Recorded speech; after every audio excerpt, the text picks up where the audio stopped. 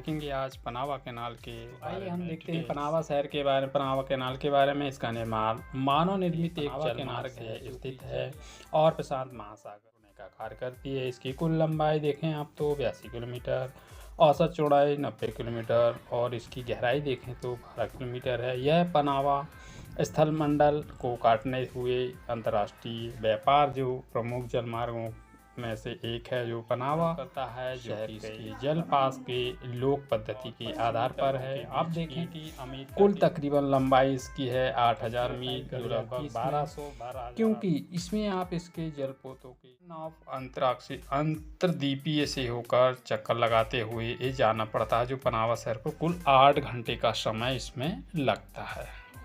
की एक बहुत बड़ी उपलब्धि है और विलक्षण उदाहरण भी इसमें माने गए हैं और यह मीठे जल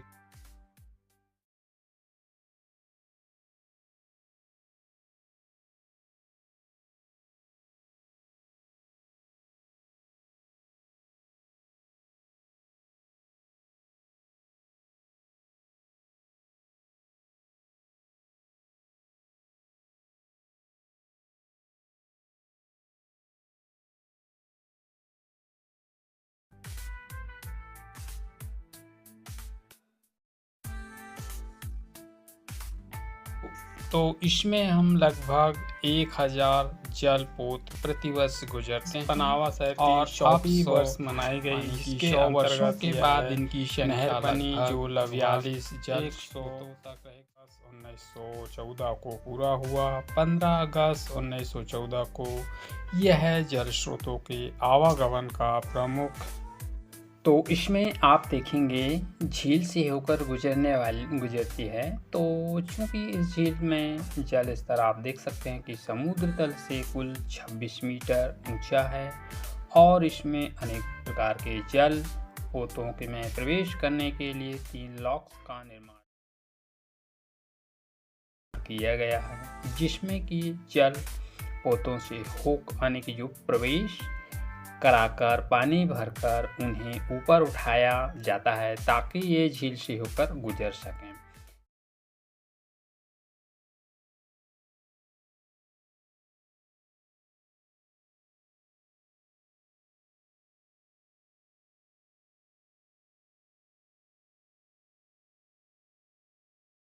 जो वर्तमान चौड़ाई 35 मीटर और समकालीन बड़े जलपोत के लिए पर्याप्त नहीं है, अतः इस पर का विस्तार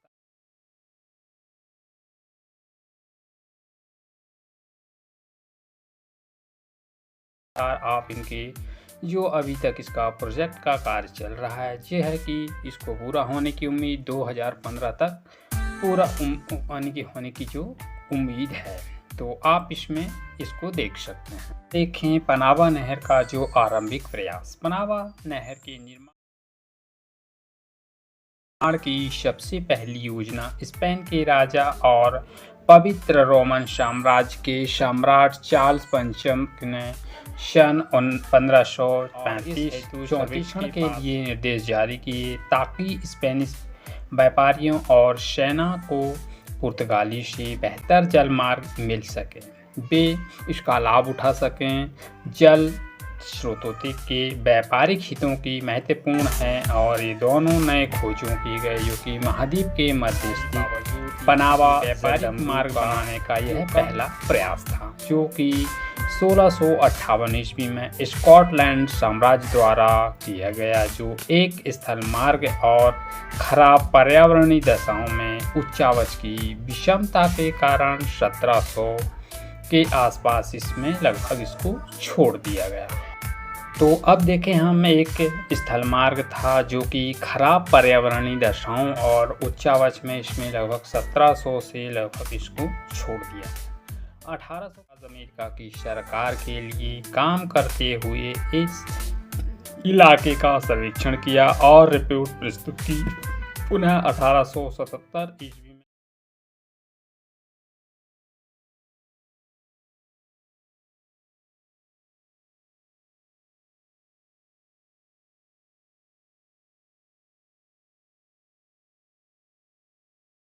आर्मांड रेलॉक्स नामक फ्रांसीसी सैन्य अधिकारी इंजीनियर जिसे क्या बोलते हैं इंजीनियर और लूशियन नेपोलियन नामक इंजीनियर ने मिलकर नहर का निर्माण मार्ग का सर्वेक्षण किया, जिसके पीछे आप फ्रांसीसी द्वारा जो कि स्वेज नहर का निर्माण की उपलब्धियों का उत्साह इसमें मिला था। तो फिर आगे हम इसमें तो अध्ययन के बिना आरंभ किए गए इस कार्य में अन्य कई बाधाएं भी उत्पन्न हुई आई, जिनमें यहाँ से जलवायवीय दशाओं और मच्छरों की बहुतायत हो गई, जिसके कारण अनेक प्रकार की बीमारियां तथा अन्य दुर्घटना तकरीबन 22,000 कर्मियों की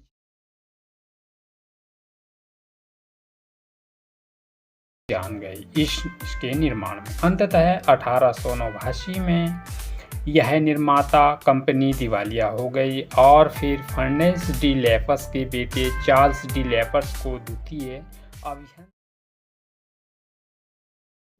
के आरंभ में, जिसे पनामा स्कैंडल कहा गया, 5 वर्षों की कैद हो गई और फिर कंपनी को निरस्त कर दिया गया और फिर काम भी इसका रुक गया। फिर 1894 में एक दूसरी कंपनी प्रयास सफल नहीं हुआ। इस तरह से आप इसमें देख सकते हैं। अमेरिकी ने करते हुए इस क्षेत्र को क्या कर लिया, अधिग्रहण कर लिया। तब यह कोलंबिया में अमेरिकी इंजीनियरों ने कार्य आरंभ फिर से शुरू कर दिया गया। इस नहर को 3 लॉक्स के साथ बनाने की शुरुआत की गई। अमेरिकियों के ने काफ़ी अध्ययन के बाद और विदेश के बाद ही 1914 में इसे पूरा कर लिया। और फिर इस तरह से देखा जाए तो वास्को डी गामा दी बिल्बोयन द्वारा पनामा जलडमरू को पार करते हुए लग हो गया 400। और इस प्रोजेक्ट में अमेरिकी सरकार ने लगभग 37 अरब के वर्तमान में इसे 8 के आसपास इस कार्य को पूरा करने में इसका टोटल खर्चा किया गया, जिसमें कि आप तमाम परिवर्तनों के विवाद में अंतर्राष्ट्रीय व्यापार इस कार्य को इसमें कुल मिलाकर किया गया, जो कि 31 दिसंबर 1999 खुद पनामा सिटी खुद करेगी। तो अब देखें हम नहर की क्षमता। जहाज का निर्माण पार करने वाले चलने पर 5 समय में दुनिया भर का व्यवसाय का मार्ग है, जिसमें कि पनामा कि कहां से क्या होता है। तो चलिए, तो हम फिलहाल पनामा शहर नहर है जो शिप एक ही जहाज गुजर पड़ाई और 41 फीट इसकी गहराई के भीतर आते हैं। हालांकि आधुनिक जहाज जो कि लॉक बनाया गया है, जो तैयार करने पर लॉक को 12,000 कंटेनर 1400 फीट लंबे हैं, 180 फीट इसमें चौड़े हैं और 60 फीट इसकी गहरे हैं। तथा इस योजना के साथ आप जल स्रोतों को देखकर इसमें लोकोमोटिव की जगह टारगेट बनाएं या लगाए जाएंगे, जो कि पनामा शहर का एक चौड़ा मार्ग है, जो तीसरे सेट से लॉक या प्रोजेक्ट की कहा गया है, जो कि 2015 में पूरा हो गया। तो जो मुकाबले में ज़्यादातर आप जहाज़ यहाँ से गुजर सकेंगे, जो कि मार्ग इस्तेमाल करने वाले हो सकेंगे। जो जहाज़ बड़े ग्रुपों यूनिडोस को पार एक कनाल कार्डोसिन की यूजीसी के पास उम्मीद की गई तीसरे सेट लॉक तैयार हो जाएगा। इसकी मार्ग क्षमता दोगुनी हो जाएगी। जो प्रोजेक्ट के अंतर्गत ही नहर का निर्माण ये 2 महासागर, अटलांटिक महासागर और प्रशांत महासागर के दोनों तरफ से कॉम्प्लेक्स 3 चैम्बर होंगे, जिसकी मदद से इसमें आप पोत को विस्थापित हो जाएंगे, जो कि आसानी से आने जाने का मार्ग इसमें बन जाएगा। हम विवादों और समस्या की क्या विवाद है, क्या समस्या है। 2014 में पनामा नहर चलने वाली कंपनी ACP और नहर का विस्तार कर रही कंपनी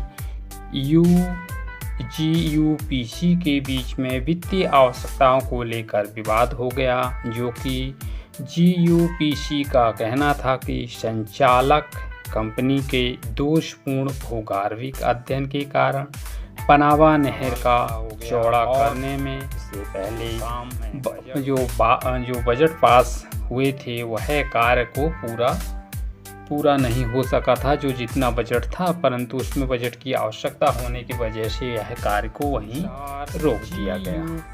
स्पेनी पिछले हफ्ते औपचारिक रूप से ACP का तक ये संदेश पहुंचा दिया कि अगर निर्धारित अवधि में मंजूरी नहीं मिलती है तो यह काम को रोक दिया जाएगा।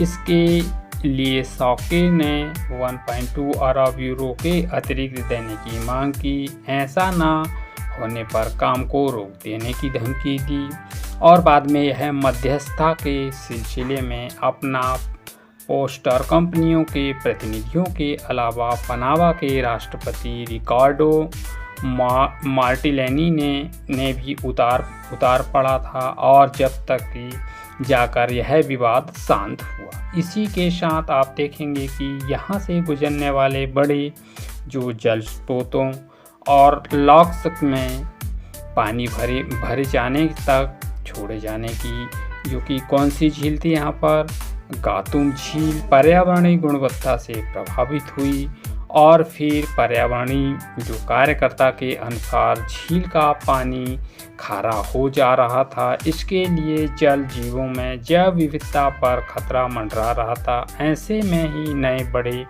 लॉक्स का निर्माण की स्थिति और बिगड़ेगा। तो पनामा सरकार ने यह पर आरोप भी लगे हैं कि इस नहर में होने वाले आय के यहाँ आप देखेंगे कि निवासियों के लिए भी कुछ नहीं होता था। ऐसा प्रतीत होता है कि नहर का विस्तार केवल बड़ी कंपनियों के हितों के लिए ही हो रहा है, लेकिन छोटे हितग्राहियों के लिए नहीं। इस तरह की आशाएं लगी रही थी। देख सकते हैं कि ऐसा विस्तार प्रतीत होता था कि जो पनामा नहर का निर्माण केवल बड़ी कंपनियों के यानी कि जो लाभ की आशाएं नहीं होती थी। तो फिर इसमें देखें हम आगे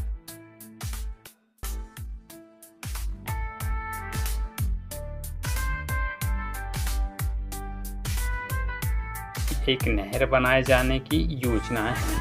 हालांकि इसके द्वारा बनाए गए पर्यावरणीय विवाद काफ़ी विरोध कर रहे थे और यह भी माना जा रहा था कि खर्च में ज़्यादा होगा और लाभ इससे कम होगा। किसका? पनामा नहर के निर्माण में खर्च, जो कि कौन सी नहर, इसमें पनामा नहर नहीं सॉरी, इसमें निरांकागुआ नहर के निर्माण की योजना, जिसमें कि इसमें खर्चा बहुत अधिक लग रहा था और इसमें लाभ कम होने की उम्मीद दिखाई जा रही थी। तो फिर इस तरह आप इसमें देख सकते हैं कि हमने किस तरह से जो पनामा नहर है उसके निर्माण का कार्य को देखा पूरा डिटेल्स।